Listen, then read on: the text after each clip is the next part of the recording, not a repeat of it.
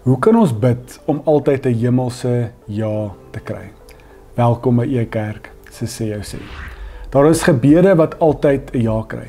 Dit is nie omdat ons die regte woorde gebruik of 'n rympie bid nie, maar omdat gebede is wat binne God se hart klop. Dis verhoudingsgedrewe gebede. Stefanie Berg help ons in een van sy boeke wat handel oor gebed. En dan verwys hy en kyk ons juist na Jesus in Johannes 17. Net voor hy gekruisig word, bid hy. Hy bid nie 'n lys van versoeke nie, maar 'n intieme gesprek met sy Vader. Dis ons die volgende oor Jesus se gebed. 1. Hy bid verhouding gebaseerd, nie behoefte gebaseerd nie.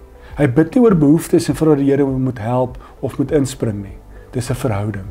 Tweedens, Jesus sluit sy aardse familie in sy gebed. Hy bid vir sy medegelowiges, vir sy disippels wat saam met hom is, die wat nog glo en die wat nog eendag gaan glo. Derdens, bid Jesus en hy vra dat hy nie uit die wêreld gehaal word nie, of dalk meer spesifiek, dat ons as sy volgelinge nie uit die wêreld gehaal moet word nie, maar dat ons beskerm moet word teen die bose. Ons meet soms gebedsverhoring, dikwels aan die uitkoms. Wat kry ek as ek vra? Kry ek wat ek vra? Maar die Bybel wys eerder vir ons, God se antwoord is dieper. 2 maniere hoe God se antwoord altyd ja is op ons gebede. 1. Hy sê ja en hy gee ons vrede. Filippense 4 vers 6 tot 7 sê God gee vrede wat jou hart bewaar. Dis God se antwoord op jou gebed. 2. Sy teenwoordigheid is ook sy stem.